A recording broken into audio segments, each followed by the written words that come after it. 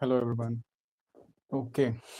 सो आज हम बात करेंगे ग्रीनलैंड की एंड हम देखेंगे कि उसकी स्टोरी कैसे ओरिजिनेट होती है एंड यूएस का क्या रोल है इस हिस्ट्री में। और यूएस का काफ़ी इम्पोर्टेंट रोल है। सो ग्रीनलैंड एक्चुअली डेनमार्क की कॉलोनी थी। लाइक काफ़ी पहले से ऑलमोस्ट 900 से 1400 तक वहाँ पे रूल था डेनमार्क के किंग्स का। तो 1400 से 1700 का पीरियड अनकाउंटेड है। वो कह रहे हैं कि उसमें अचानक से डेनमार्क के सारे लोग चले गए, फिर 1700 में वो वापस आए, उसके बाद वो वहीं पे थे। अब वहाँ पे इन्होंने फोर्स्ड मतलब जितना मैंने पढ़ा वहाँ पे फोर्स्ड रूल नहीं है, मतलब थोड़ा पीसफुल तरीके से मिशनरीज के थ्रू इन्होंने कैप्चर किया। उसके बाद आया वर्ल्ड वॉर टू में हिटलर ने डेनमार्क को कैप्चर कर लिया एंड ऑब्वियसली ग्रीनलैंड भी जर्मनी के कंट्रोल में आ गया। अब ग्रीनलैंड इम्पोर्टेंट था यूएस के लिए, क्योंकि यूएस को अपना तो देखना ही है। यूएस ने जर्मनी को डिफीट कर दिया एंड ग्रीनलैंड अपने कंट्रोल में ले लिया।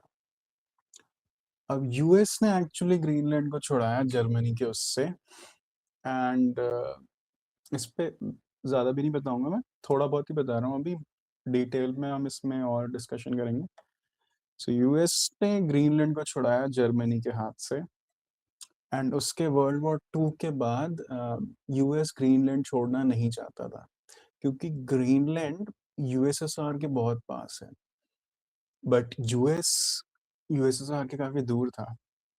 सो होता है ना कि अगर आप अपने दुश्मन के बगल में हैं तो ज़्यादा ठीक है, अगर आप उससे दूर हैं तो आपको पता नहीं चलेगा, मतलब उतना इफेक्टिव नहीं रहेगा।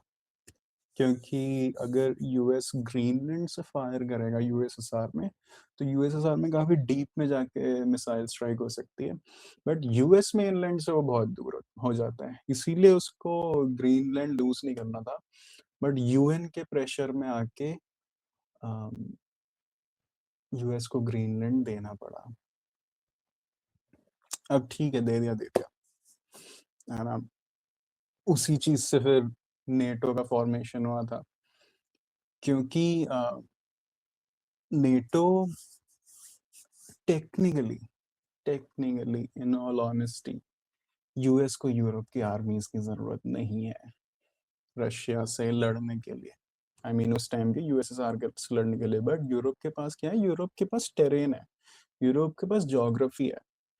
तो इसीलिए यूएस की आर्मी एंड यूरोपियन कंट्रीज की location was important for them at that time to beat USSR को हराने के लिए, दबाने के लिए, कुछ भी कह लो आप।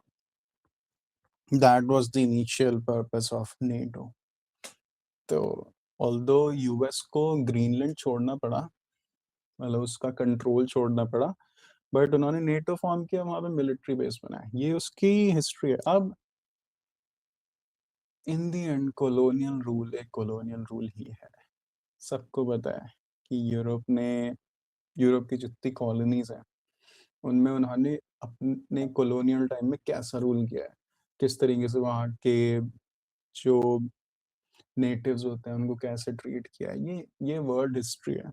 और सब जगह सेम स्टोरी है, सब जगह सेम स्टोरी है, चाहे वो स्पेन हो, चाहे यूके हो, चाहे फ्रांस हो, चाहे कोई हो, सबका अपना एजेंडा है कि जाओ रिसोर्सेज के लिए एक्सप्लॉइट करो, बाकी चीज़ों के लिए एक्सप्लॉइट करो, अपनी कंट्री को रिच एंड पावरफुल बनाओ, बाकी दुनिया तो अपना देखेगी, हम अपना देखेंगे। सो ये यूरोप की पॉलिसी थी कॉलोनियल टाइम से, एंड वो डेनमार्क और ग्रीनलैंड का रिलेशन भी ऐसा ही है almost. That's what I think.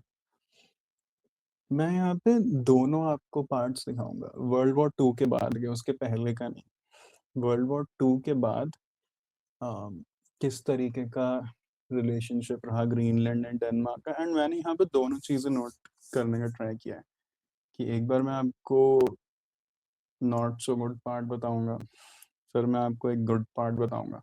उसके बाद आप लोग खुद डिसाइड कर सकते हो कि एक्चुअली में जो अभी चल रहा है वो क्या सीन है। सो तो ज्यादा डायलॉग बाजी नहीं करनी मुझे, सीधा चलते हैं इस पे।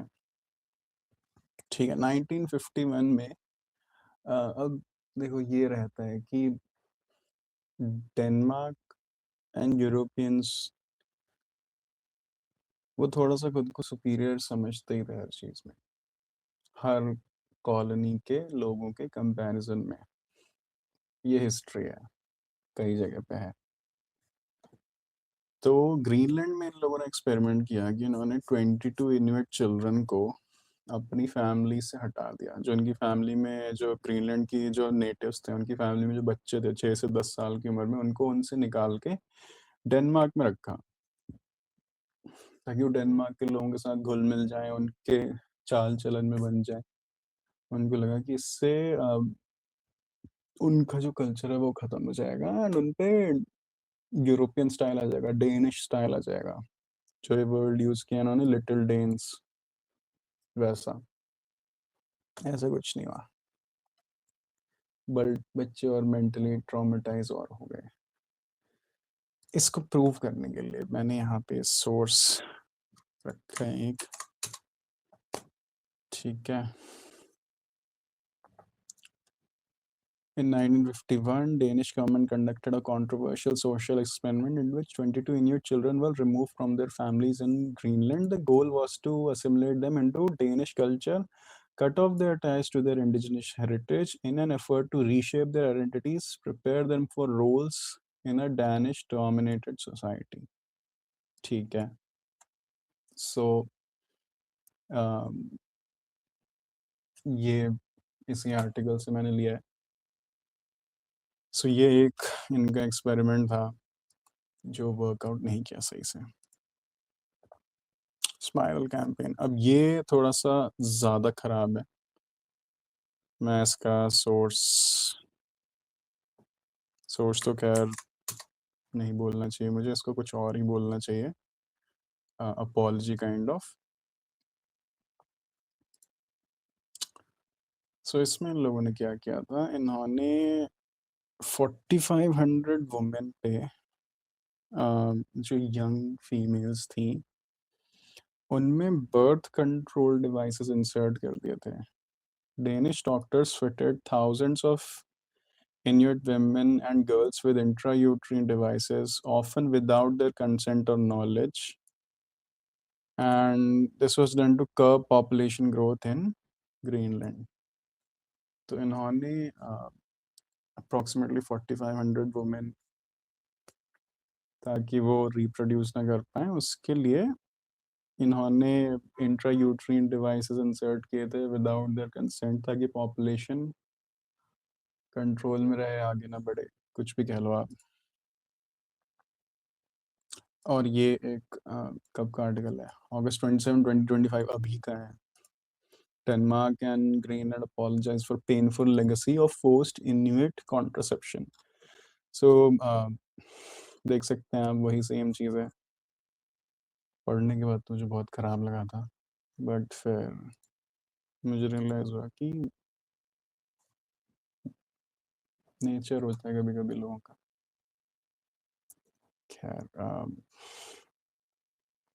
मैं लिंक्स इसमें डिस्क्रिप्शन में डाल दूंगा, आप लोग पढ़ लेना अलग से।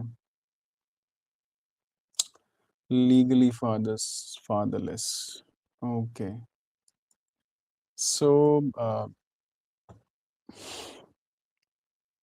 पॉलिसी ये कहती है कि under laws valid till 1963, children born out of wedlock to a Greenlandic mother and Danish father had no legal right to know their father's identity or inherit from him. Okay. सो अगर कोई Danish man है and Greenlandic women है and इनकी शादी नहीं हुई है and इनका एक बेबी हो जाता है, तो उस बेबी को अपने फादर की प्रॉपर्टी में कोई हिस्सा नहीं होगा, ना फादर की आइडेंटिटी जानने का कोई हक होगा। चलो ये भी एक पॉलिसी थी जो उतनी अच्छी नहीं थी। लीगली फादरलेस मतलब उतना सही नहीं है, ये ऐसा नहीं करना चाहिए। इसका अच्छा, इसका सोर्स मैंने मेरे पास विकिपीडिया का है, so I am not sure about this.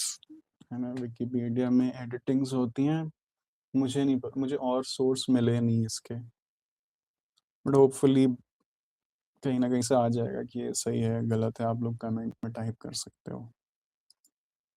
Linguistic discrimination, ये तो चलो कॉमन हो गई हर जगह। मैं तो इंडिया से हूँ, तो मुझे पता है लिंग्विस्टिक डिस्क्रिमिनेशन होता ही है। यूएस में भी पहले इंग्लिश स्पीकिंग लोग नहीं थे, अब US is primarily English speaking country, so वहाँ से भी दिखता है कि लिंग्विस्टिक डिस्क्रिमिनेशन कितना ज़्यादा है। जो यूरोपियंस का कॉमन है, आई मीन था, अब नहीं बोलना चाहिए ऐसे। अब we are living in a democratic society, पहले ऐसा था। The lay defender case, the representation gap. Unlike most Western legal system, the vast majority of criminal cases in Greenland is handled by lay defenders, that is, local citizens with short legal courses rather than fully trained lawyers. ठीक है, तो वहाँ पे कोई legal course करा के, और फिर अगर आपने लीगल कोर्स कर लिया तो आप एक लॉयर की तरह बिहेव कर सकते हो, उसकी तरह काम कर सकते हो। ठीक है, अब मैं कोर्स पे तो क्या ही कमेंट करूँ, ये इसका सोर्स है जो मैंने लिया है। This was mostly because Greenland के जस्टिस सिस्टम को पैसा देना डेनमार्क को उतना सही नहीं लगा। ठीक है, उतना पैसा नहीं था उनके पास। इस आर्टिकल में इन लोगों ने और बहुत सारी चीजें बोली हैं, जजेस के ऊपर, पुलिसमैन के ऊपर, प्रिजन्स के ऊपर। प्रिजन में पैसा नहीं था तो रिहेबिलिटेशन सेंटर काइंड ऑफ ही थे वो, एक्सेट्रा एक्सेट्रा। सो वहाँ का लीगल सिस्टम डेनमार्क इतना अच्छे से फॉलो नहीं कर रहा था ग्रीनलैंड में। इट वाज लाइक कि ठीक है भाई, चलने दो, जैसे चल रहा है चलने दो, अपने को क्या। Culturally biased child removals, okay, this is from 2020 to present. Danish municipalities have been removing children from Greenlandic families living in Denmark at a much higher rate than Danish families. Authorities use psychological parenting capacity tests that were developed for Western middle class Europeans. These tests often misinterpreted Inuit child rearing practices as cognitive defects or neglect. Okay. So ये लोग क्या कर रहे थे, Denmark के लोग, this is present थोड़े time 2020 से लेके अब तक की बात है, एज इन कोविड से लेके अब तक।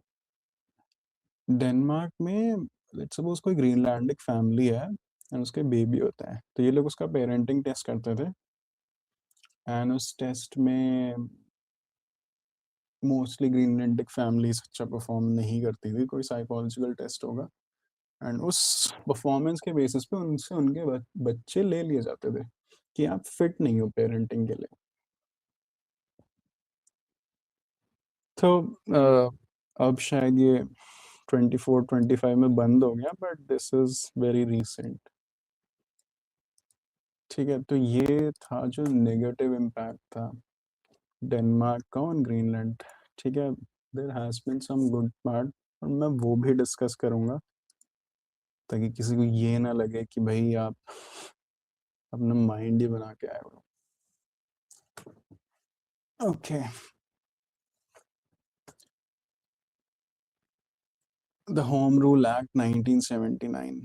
Okay, this was a pivotal turning point that ended direct colonial rule and is arguably most good policy decision in modern era policy.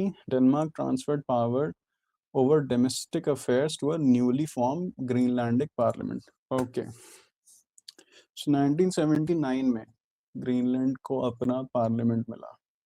अब टिल देन वो डेनमार्क से ही कंट्रोल हो रहा था पूरी तरीके से।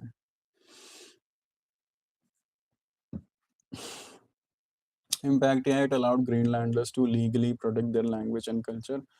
एंड हमने पिछली स्लाइड में देखा था उन्होंने लीगली प्रोटेक्शन का क्या मतलब है। अगर आप कोई कोर्स कर लेते हो तो आप प्रोटेक्ट कर सकते हो। छोटा सा कोई लॉ कोर्स कर लो, you are fit to be a lawyer, ऐसा उसमें लिखा है।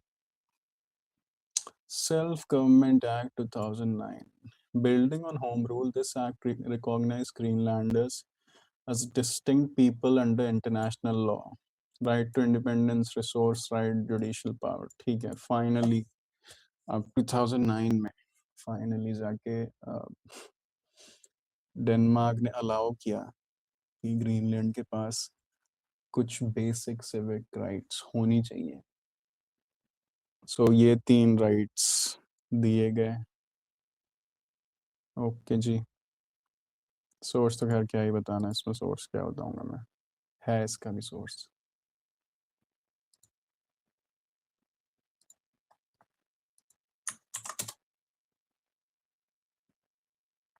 मैं इसको भी डिस्क्रिप्शन में डाल दूंगा, आप सब पढ़ लेना। The block grant. Denmark provides massive economic stability through direct annual subsidy. Denmark transfers a lump sum of to the Greenland government every year to fund public services. In 2024, this amount is roughly 4.3 billion DKK. Okay, 640 million dollars. Okay ji. So budget का थोड़ा सा part देते हैं लोग। सही है।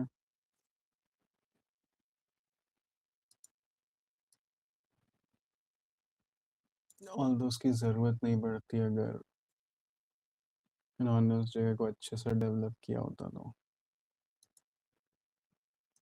But ठीक है। Free access to highly specialised health care. ठीक है, यूरोप का हेल्थ केयर अच्छा है, इन्होंने वही चीज़ प्रोवाइड कराई ग्रीनलैंड सिटीजन्स को। इसका भी सोर्स है। मूड ऑफ हो गया मेरा पढ़ के सब ना। खैर जल्दी जल्दी कवर कर लेते हैं। Education and the Greenlandic houses. Denmark has maintained policies to support Greenlandic students who wish to pursue higher education. Okay. Greenlandic students have free access to universities in Denmark. ठीक है, ये अच्छा डिसीजन है। ये तो विदाउट अ डाउट अच्छा decision है कि वहाँ पे स्टूडेंट्स को फ्री में पढ़ाया जाता है। It's good. और तो कौन से कोर्सेज ये नहीं पता, बट स्टिल ठीक तो है। Infrastructure investment, okay, airports package, ठीक है। ऑल्दो सेम ईयर में चाइनीज कंपनी भी शायद इन्वेस्ट करना चाहती थी एयरपोर्ट में फॉर टूरिज्म पर्पसेस, पर डेनमार्क ने वो डील ब्लॉक कर दी क्योंकि नेटो के साथ प्रॉब्लम होती चाइना की, विच वाज ठीक है, मैं मान सकता हूँ कि यूएस को पसंद नहीं आएगा वो सब कुछ, नेटो को पसंद नहीं आएगा वो सब कुछ, इट इज फाइन। सो अभी हम लोग देख रहे थे कि डेनमार्क इतना ज़्यादा वो है, पॉजिटिव है इस सेक्टर के लिए, है ना। एंड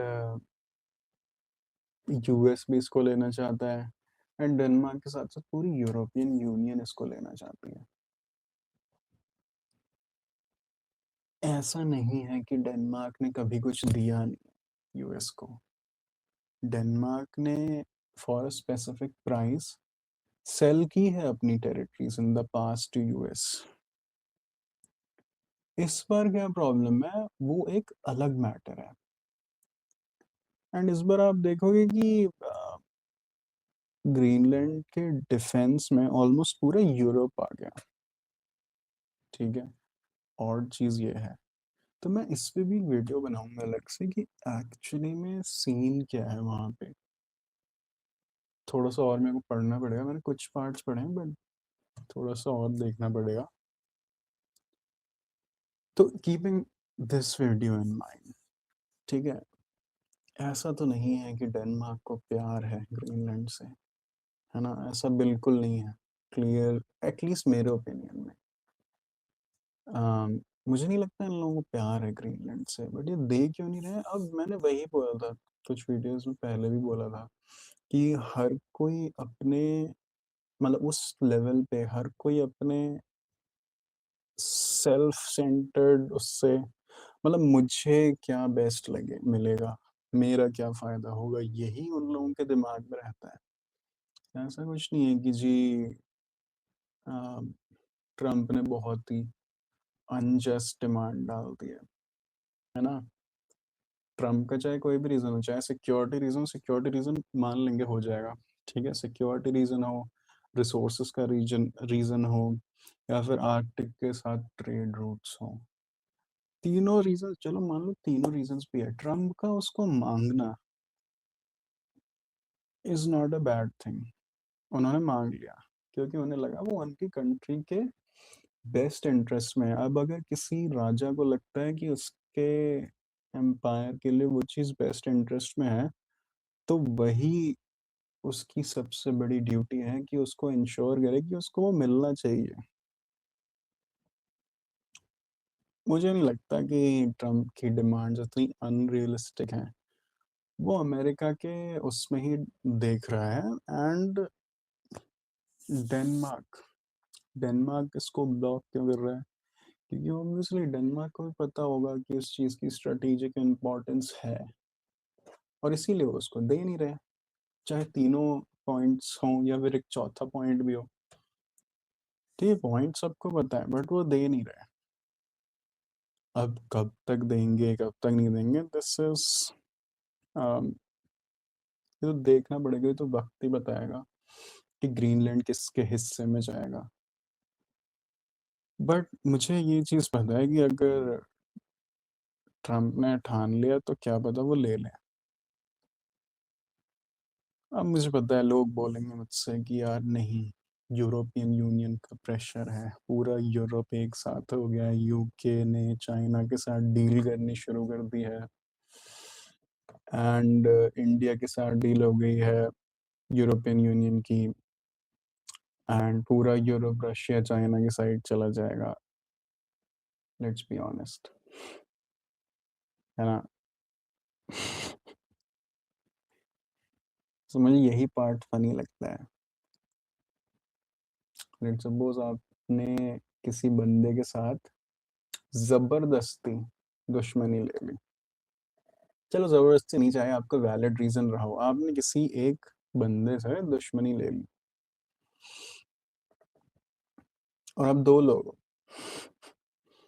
आपने उस तीसरे बंदे से दुश्मनी ले ली। अब जी क्या हुआ कि जो आप दो थे आप में भी दरार आ गई, तो जो तीसरा बंदा था आप उसके बेस्ट फ्रेंड के पास चले जाते हो एंड उससे कहते हो कि आपसे हम लोग दोस्त बनने का ट्राई करते हैं। वो तीसरा वो चौथा बंदा बहुत अच्छे दोस्त हैं। यूरोपियन यूनियन ने रशिया पे बहुत सारे सैंक्शंस लगाए, भयंकर सैंक्शंस लगाए। यूएस ने भी बहुत भयंकर सैंक्शंस लगाए एंड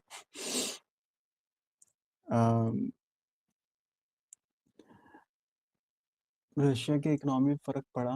पुतिन व्लादिमीर पुतिन को बहुत टाइम तक बहुत प्रॉब्लम हुई। व्लादिमीर पुतिन को ट्रम्प एडमिनिस्ट्रेशन पसंद है, दैट्स व्हाट आई थिंक। उनको ट्रम्प एडमिनिस्ट्रेशन पसंद है।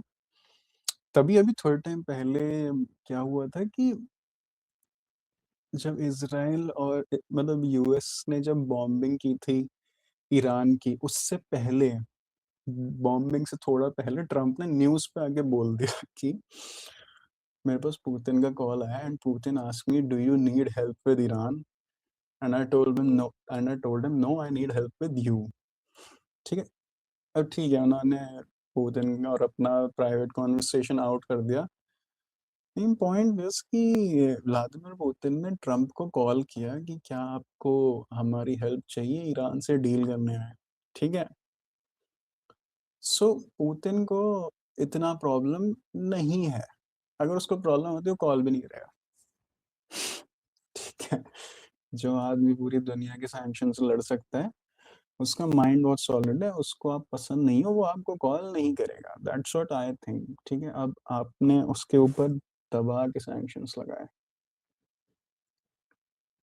और अब आप चाह रहे हो चाइना के पास, चलो इंडिया के पास जाओ, इंडिया तो न्यूट्रल है, बट इंडिया कभी भी अगर रशिया और यूरोप का मिलिट्री कॉन्फ्लिक्ट होता, मुझे नहीं लगता इंडिया अपनी आर्मीज लेके उतरेगा। It's not going to happen. But अगर आप सोचो कि यूएस को साइडलाइन करने के लिए आप चाइना की साइड चले जाओ, ट्रम्प को तो शायद पता होगा, मुझे मेरे को ज़्यादा नहीं पता, मैं इन सब चीज़ों में उतना एक्सपर्ट भी नहीं हूँ, बट मुझे नहीं लगता ये बेस्ट कोर्स ऑफ एक्शन रहेगा किसी के लिए। आई थिंक ट्रम्प भी यही सोचते होंगे कि यूरोपियन यूनियन उस साइड पे नहीं जाएगा। एंड अभी नेटो के जो वो हैं, नेटो के जो हेड हैं, मैं उनका नाम देखता हूँ, एक सेकंड,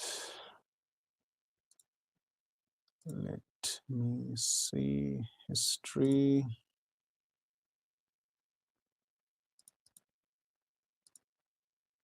ये शॉर्ट्स में बहुत टाइम जाता है ना मेरा। Here you go. My relationship with the president, hey, listen, if somebody is doing good stuff. तो मार्क रट ने, मैं इस वीडियो का लिंक भी डाल दूंगा, तो उन्होंने बोला भी है, एसबीएस न्यूज़ ने कवर किया है, good luck to Europe without US help, NATO chief. तो इन्होंने कहा ऑब्वियसली अगर आपको रशिया से के साथ मैचअप करना है तो आपको यूएस की हेल्प चाहिए, अगर आपके पास यूएस नहीं है तो आपके पास कुछ नहीं है। क्योंकि पहला तो उसने इन्होंने ही कहा इस वीडियो में कि आपको पहला तो 5% ऑफ जीडीपी नहीं 10% ऑफ जीडीपी देना पड़ेगा, बहुत सारी आर्मी इकट्ठा करनी पड़ेगी, न्यूक्लियर आर्सेनल बनाना पड़ेगा, which is very very costly, बहुत कॉस्टली है ये। सो यूरोपियन यूनियन के लिए एंड यूरोप के लिए सारे, not just European union, UK की भी बात कर रहा हूँ मैं, उन सब के लिए यूएस को साइडलाइन करना is not a good decision. Short term में ठीक है वो लोग कर रहे हैं, मुझे नहीं लगता है स्ट्रैटेजी ज़्यादा लंबी चलेगी, बिकॉज जब टाइम टेस्ट करते हैं ना चीज़ें, मतलब वो तो ठीक है जी, आप गुस्सा हो गए आप चले गए, जब टाइम टेस्ट करने आता है चीज़ों को तब पता चलता है कि एक्चुअल सीन क्या है।